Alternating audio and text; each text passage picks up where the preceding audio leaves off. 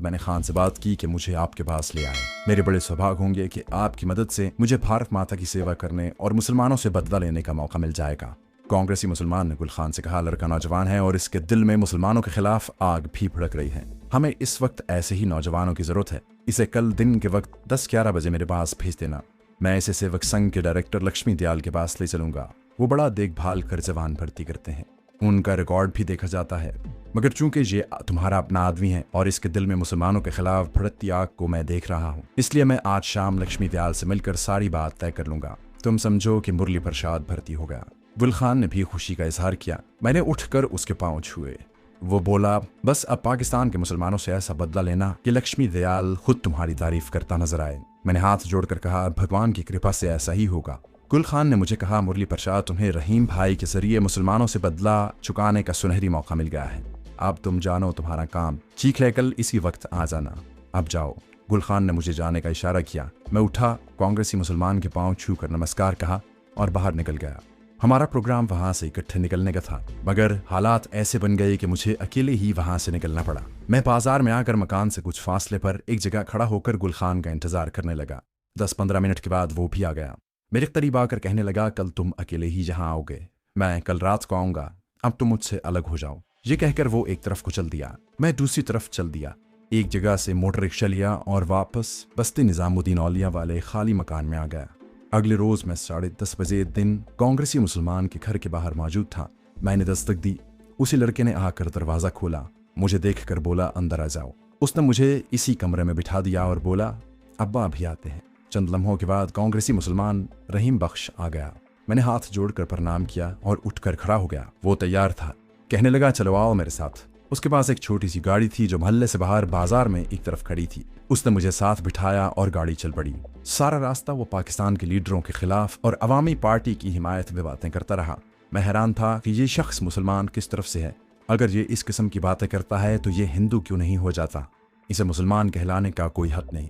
India में इस किस्म के हिंदू नुमा मुसलमानों से ये मेरी पहली मुलाकात थी। हमारी गाड़ी दिल्ली शहर के बाहर शुमाल मगरिब की तरफ निकल आई। आज़ादी मिलने के इतने सालों बाद भी अभी तक इस इलाके में नई कॉलोनी नहीं बनी थी। शहर के करीब करीब का इलाका ज़रूर फैल रहा था। हमारी दोनों जानिब कभी खेत आ जाते, कभी वीरान खुश्क मैदान आ जाते। आखिर पुराने तले का वो खंडर आ गया जिसके बाहर राष्ट्रीय सेवक संघ का हिंदी में लगा हुआ बोर्ड था। गाड़ी एक तले के अहाते में जाकर एक जानिब रुक गई। अहाते में कोई आदमी नहीं था। कले के बहुत बड़े बरामदे में से होते हुए रहीम बख्श एक कमरे के बाहर रुक गया। कमरे का दरवाजा पोसीदा था और उस पर चिक पड़ी हुई थी। रहीम बख्श ने चपड़ासी से कहा, साहब से कहो रहीम बख्श आया है। वो चिक उठाकर अंदर चला गया। अंदर से किसी मर्द की भारी आवाज आई, महाशय रहीम बख्श आ जाओ, अंदर आ जाओ। कमरे में एक चौड़ी मेज के पीछे कुर्सी पर एक भारी बदन वाला सांवले रंग का आदमी बैठा था जिसने जाफरानी रंग की टी शर्ट पहनी हुई थी। दिल्ली में मौसम बहार शुरू हो चुका था। दीवार के साथ लोहे की 2 अलमारियां खड़ी थीं। वो उठकर रहीम बख्श से मिला। रहीम बख्श ने उसे हिंदुओं की तरह हाथ जोड़कर प्रणाम किया था। मैंने भी हाथ जोड़कर नमस्कार कहा और अदब से खड़ा रहा। रहीम बख्श ने मेरी तरफ इशारा किया और कहा, लक्ष्मी दयाल तुम्हारी फौज के लिए एक और मुसलमानों का दुश्मन लाया हूँ, लो इसे संभालो। कल मैंने इसके बारे में तुमसे बात की थी। ये मुरली प्रसाद हैं। लक्ष्मी दयाल इस ट्रेनिंग सेंटर का डायरेक्टर था। उसने मुझे ऊपर से नीचे तक देखा। मैं एक कमांडो था। उसने मुझे कुर्सी पर बैठने को कहा। रहीम बख्श ने उससे कहा, मैंने तो अपनी पूरी तसल्ली कर ली है, अब तुम भी अपनी तसल्ली कर लो। इसके माता पिता फसादात में लाहौर की ग्वालमंडी की आग में जल गए थे। ये पाकिस्तान के मुसलमानों से अपने माता पिता के खून का बदला लेना चाहता है। इसको बताओ कि बदला किस तरह लेना है। लक्ष्मी दयाल कहने लगा, महाशय रहीम बख्श जी, तुम इसे लाए हो तो तुमने अगर अपनी तसल्ली कर ली है तो समझो कि मेरी तसल्ली हो गई है। मुझसे मुखातिब होकर उसने पूछा, क्या नाम है तुम्हारा? मुरली प्रसाद। गौत क्या है? मेरी जगह कोई दूसरा होता तो इस सवाल पर थोड़ा जरूर घबरा जाता, लेकिन मैंने हिंदू धर्म शास्त्रों को पढ़ा था। मैंने फौरन जवाब दिया, जी कास्ट ब्राह्मण। हाँ ब्राह्मण हो? जी हाँ। दिल्ली में कहाँ रहते हो? इसका जवाब रहीम बख्श ने दिया। हमारे एक बड़े एतमाद वाले जमात के मुसलमान दोस्त हैं, ये उनके पास रहता है। कुछ दिनों से ये किसी होटल में रह रहा है। लक्ष्मी दयाल डायरेक्टर ने मुसलमान से कहा, रहीम भाई, हम ऐसे ही जहरीले और पाकिस्तान के दुश्मन जवानों की जरूरत है, तुम इसे हमारे पास छोड़ जाओ। इसके बारे में हमें किसी किस्म की चेकिंग वगैरह की जरूरत नहीं। मैं बहुत खुश हुआ। कांग्रेसी मुसलमान ने मेरी तरफ उंगली उठाकर कहा, मियाँ मैं तुम्हें लक्ष्मी दयाल के हवाले कर रहा हूँ। अब उन पर साबित कर दो कि तुम पाकिस्तान और पाकिस्तान के मुसलमानों के सबसे बड़े दुश्मन हो। मैंने सीने पर हाथ रख कर कहा, भगवान की दया से ऐसा ही करके दिखाऊंगा। मगर दिल में कहा कि उन लोगों को तो ऐसा सबक सिखाऊंगा कि याद रखेंगे। कांग्रेसी मुसलमान मुझे उस ट्रेनिंग सेंटर में छोड़कर चला गया। लक्ष्मी दयाल ने मुझे एक इंस्ट्रक्टर के हवाले कर दिया जिसने मेरे बाजुओं के पट्टों को टटोल कर देखा। तुम तो बॉडी बिल्डर लगते हो। मैंने हिंदुओं वाली मक्ताराना आजी से कहा, जी मुझे कसरत करने का बड़ा शौक है। ठीक है, हमें ऐसे ही जवान चाहिए, मगर तुम्हारे दिमाग में चालाकी भी होनी चाहिए। अगर चालाकी नहीं होगी तो मैं उसमें डाल दूंगा। चलो। वो मुझे किले की एक बैरक में ले गया जहां पहले से 4 जवान फिजिकल ट्रेनिंग कर रहे थे। उन्होंने निकरें और टी शर्टें पहनी हुई थीं। मेरे हिंदू इंस्ट्रक्टर का नाम कालिदास था। वो काले रंग का था, आंखें पीली थीं, शक्ल ही से अय्यार और मक्कार लगता था। उसने इन 4 जवानों से मेरा तारुफ करवाया। उनकी उम्रें 30 और 40 के दरमियान थीं। ये चारों हिंदू थे और राष्ट्रीय सेवक संघ के आदमी थे। इन्हें पाकिस्तान में जाकर तखरीबकारी की तरबियत दी जा रही थी। दूसरे दिन से मेरी भी ट्रेनिंग शुरू हो गई। मेरा ख्याल था कि ये कमांडो टाइप की ट्रेनिंग होगी, दौड़ें लगवाई जाएंगी, दुश्मन पर पीछे से एकदम हमला करने और चाकू चलाने की तरबियत दी जाएगी। मगर ऐसी कोई बात नहीं थी। सिर्फ जिस्मानी वर्जिश दिन में 1 घंटा जरूर कराई जाती। ज्यादा जोर बम लगाने और बम लगाने के बाद वहां से किस तरह फरार होना है उस पर दिया जाता। मेरे लिए ये मामूली बात थी। 1 घंटा खुद असलहा चलाने और निशानाबाजी सिखाई जाती। मैं पहले ही इन तमाम चीज़ों में माहिर था। 3 दिन में ही इंस्ट्रक्टर कालिदास को मालूम हो गया कि मैं बड़ा होनहार तखरीबकार हूँ। मेरा निशाना टारगेट पर बिल्कुल ठीक लगता है। मैं न सिर्फ तयशुदा वक्त में पटाखा बम, नकली पुल और नकली इमारत के अंदर लगा आता, बल्कि इस तरीके से बम लगाकर वहां से फरार होता कि खुद कालिदास को भी 1 आध मिनट तक पता न चलता कि मैं किस तरफ फरार हुआ हूँ। वो मुझसे बहुत मुतासिर हुआ। उसने ट्रेनिंग के 15 दिन बाद ही लक्ष्मी दयाल से मेरी सिफारिश करते हुए मशवरा दिया कि मुझे तकरीबकारों की टीम का हेड बना दिया जाए। इन लोगों को क्या खबर थी कि मैं एक आला तरबियत याफ्ता कमांडो हूँ। मैंने दस्तबदस्त फाइट में भी वो कमाल दिखाया कि कालिदास हैरान हो गया। कहने लगा, मुरली प्रसाद, अगर मुझे तुम जैसे 12 जवान मिल जाएं तो मैं पाकिस्तान में तबाही मचा सकता हूँ। मैंने दिल में कहा, तबाही तो मैं तुम्हारे हिंदुस्तान में मचाऊंगा, पाकिस्तान का तो तुम बाल भी का ना कर सकोगे। ऊपर से कहा, सर आपका धन्यवाद। रात को खाने के बाद कालिदास हमें पाकिस्तान और मुसलमानों के खिलाफ आधे घंटे का एक जहरीला लेक्चर देता। मुसलमानों, इस्लाम और पाकिस्तान के खिलाफ वो ऐसी ऐसी जहरीली बातें करता कि मेरा इस बात पर यकीन मजीद पुख्ता हो गया कि पाकिस्तान का क़याम मुसलमानों के लिए बेहद ज़रूरी था। जब हमारी ट्रेनिंग को 1 महीना गुजर गया तो हमें तखरीबकारी की मुहिम पर जाने का हुक्म मिल गया। इस दौरान मैंने इस बात की तस्दीक कर ली थी कि पाकिस्तान में कोई मुसलमान तखरीबकार नहीं है। वहाँ सिर्फ एक हिंदू तखरीबकार उनका जासूस है जिसने हमें इंडिया पाकिस्तान के जम्मू कश्मीर वाले बॉर्डर पर मिलना था और हमें बॉर्डर पार करवा कर साथ ले जाना था। और आगे हम 500 तखरीबकारों को पाकिस्तान के मुख्तलिफ शहरों में बमों के धमाके करने भेजना था। जिस रोज़ हमें ट्रेनिंग सेंटर से अपने मिशन पर रवाना होना था, उस दिन हमें लक्ष्मी दयाल ने खुद एक लेक्चर दिया और कहा, तुम लोग जहाँ से जम्मू तवी जाओगे वहाँ से हमारा खास आदमी तुम्हारे साथ तुम्हें पाकिस्तान का बॉर्डर क्रॉस करवाएगा। असलहा और टाइम बम तुम्हें हमारा आदमी पाकिस्तान का बॉर्डर क्रॉस करने के बाद देगा। उसके पास टाइम बमों और असलहे का जखीरा मौजूद है। तुम लोग पाकिस्तान के शहरों में रेलवे पुलों को बम लगा कर उड़ाओ। लारियों, बसों, रेलवे ट्रेनों और सिनेमा की इमारतों में बम के धमाके करो। हमारा जो आदमी तुम्हें जम्मू में मिलेगा, हम तुम्हें उसका असली नाम नहीं बताएंगे, उसका फर्जी नाम जैक होगा। फिर लक्ष्मी दयाल ने मेरी तरफ देखकर कहा, तुम्हारे पार्टी लीडर मुरली प्रसाद को जैक की तस्वीर दिखा दी गई है। जैक को वायरलेस पर तुम्हारे आने की इत्तला कर दी गई है। तुम कल सुबह मुंह अंधेरे यहाँ से अलग अलग होकर ट्रेन के जरिए जम्मू जाओगे। जम्मू तवी के रेलवे स्टेशन पर तुम्हारा पार्टी लीडर मुरली प्रसाद तुम्हें एक जगह बिठाकर खुद पंजाब होटल जाएगा जहाँ जैक से उसकी मुलाकात होगी। उसके बाद जैक तुम्हारी रहनुमाई करेगा। अब तुम जाकर अपने मिशन पर रवाना होने की तैयारियां शुरू कर दो। तुम अपने साथ कोई फालतू जोड़ा नहीं ले जाओगे, सिर्फ पतलून और जैकेट पहनकर जाओगे। Class dismiss. चारों तकरीबकार हिंदू उठकर चले गए। लक्ष्मी दयाल और इंस्ट्रक्टर कालिदास मुझे एक कमरे में ले गए।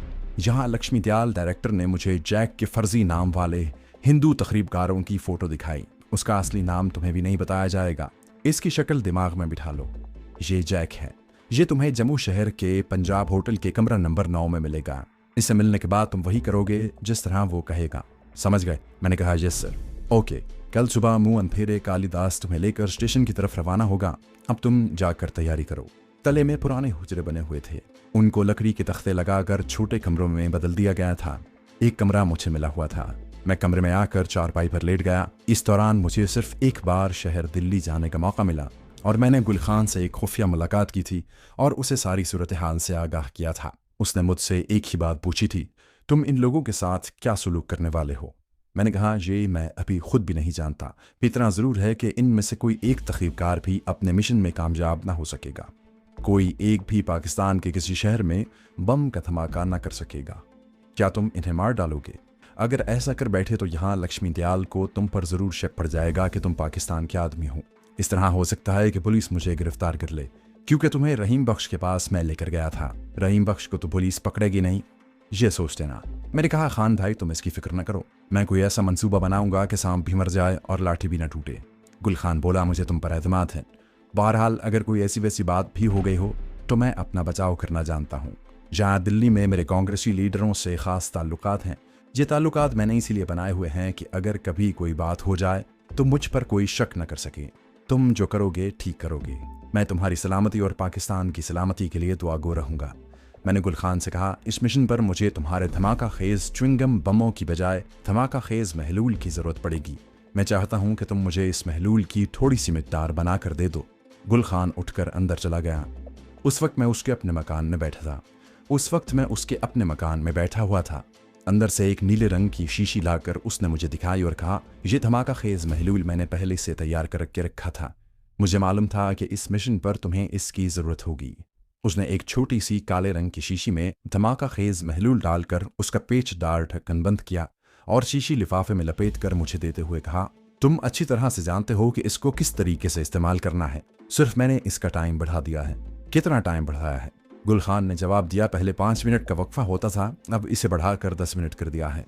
इस महलूल का सिर्फ एक कतरा पानी, शराब या चाय में डालकर दुश्मन को पिला दोगे तो 10 मिनट के बाद उसकी आंखें सुर्ख होकर उबल पड़ेंगी। उसके साथ ही उसके जिस्म धमाके से फट जाएगा। इसे संभाल कर रखना। मैंने शीशी लेकर जेब में रख ली और जिस वक्त तकरीबकारी के ट्रेनिंग सेंटर में लक्ष्मी दयाल डायरेक्टर हमें पाकिस्तान और मुसलमानों के खिलाफ जहरीला लेक्चर दे रहा था, इस धमाका खेज महलूल की शीशी मेरी जेब में मौजूद थी। उस वक्त मैंने दिल में फैसला कर लिया था कि इस मिशन से वापस आकर मैं पाकिस्तान दुश्मन लक्ष्मी दयाल और ट्रेनिंग सेंटर के इंस्ट्रक्टर कालिदास को ये धमाका खेज महलूल ज़रूर चखाऊंगा, ताकि वो भी इस जायके से थोड़ा वाकिफ हो जाएं। सुबह सुबह कालिदास हमें ट्रेनिंग सेंटर के एक तले से निकाल कर एक पुरानी जीप में बिठाकर दिल्ली के रेलवे स्टेशन की तरफ रवाना हुआ। वो खुद गाड़ी ड्राइव कर रहा था। हम पांचों तकरीबकार पुरानी पतलूनों और मामूली सी जैकेटों में मलबूस खामोशी से जीप में आमने सामने सर झुकाए बैठे थे। अभी दिन नहीं निकला था। दिल्ली की सड़कों पर बिजली की बत्तियां रोशन थीं। हमें जम्मू तवी एक्सप्रेस पकड़नी थी। ये ट्रेन उस जमाने में दिल्ली से सुबह 6:15 बजे चलती थी। कालिदास ने हमें 3rd क्लास के 5 टिकट लेकर दिए और कहा, तुम लोग अलग अलग डिब्बों में बैठोगे मगर एक दूसरे को अपनी निगाह में रखोगे। सिर्फ जम्मू तवी के स्टेशन के बाहर तुम एक जगह इकट्ठे होगे जहां जैक आकर तुम में शामिल हो जाएगा। उसने मुझसे कहा, मुरली प्रसाद, जम्मू तक ये लोग तुम्हारी जिम्मेदारी हैं, तुम इनके पार्टी लीडर हो। जम्मू से आगे जैक तुम्हारा पार्टी लीडर होगा। मैंने कहा, ओके सर। कालिदास ने टिकट हमारे हवाले किया और कहा, भगवान तुम्हारी रक्षा करे। मैंने दिल में कहा, भगवान तो तुम्हारी रक्षा करेगा और ऐसी करेगा कि किसी ने न की होगी। ऊपर से कहा, थैंक यू सर। कालिदास ने आहिस्ता से कहा, जय हिंद। हमने भी मुंह ही मुंह में ये अल्फाज दोहराए। मैंने बड़ी मुश्किल से ये दोनों अल्फाज अदा किए। हम प्लेटफॉर्म पर आकर अलग अलग हो गए। अलग होने से पहले मैंने चारों हिंदू तकरीबकारों से कहा, जम्मू तवी के स्टेशन के बाहर मुलाकात होगी, लेकिन मैं रास्ते में उतरकर तुम लोगों का दूर से हाल चाल मालूम कर लिया करूंगा। मैंने जब देखा कि चारों तकरीबकार ट्रेन के अलग अलग डिब्बों में दाखिल हो गए तो मैं भी एक डिब्बे में घुस गया। ट्रेन ठीक वक्त पर जम्मू तवी के लिए रवाना हो गई।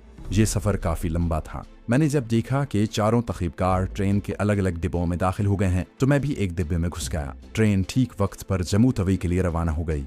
ये सफ़र काफ़ी लंबा था। ट्रेन दिल्ली से वाया सोनीपत करनाल होती हुई जालिंधर जाती थी। जालिंधर से ये होशियारपुर की तरफ लाइन बदल लेती थी। सारा दिन सफ़र जारी रहा। इस दौरान मैं रास्ते में सोनीपत, करनाल और अंबाला के स्टेशनों पर उतरकर अपने तकरीबकार आदमियों को दूर से देखता रहा। वो लोग बड़े इत्मीनान से बैठे थे। शाम के वक्त जालिंधर आया, जहां से ट्रेन ने रेलवे ट्रैक बदला और आगे अमृतसर जाने की बजाय होशियारपुर की तरफ रवाना हो गई।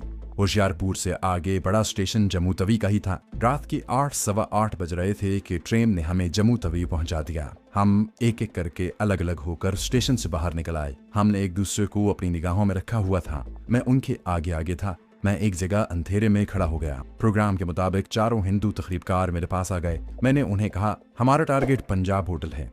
हम अलग अलग इस होटल के कमरा नंबर 9 में जाएंगे। ओके, सबने दबी जबान से यस सर कहा।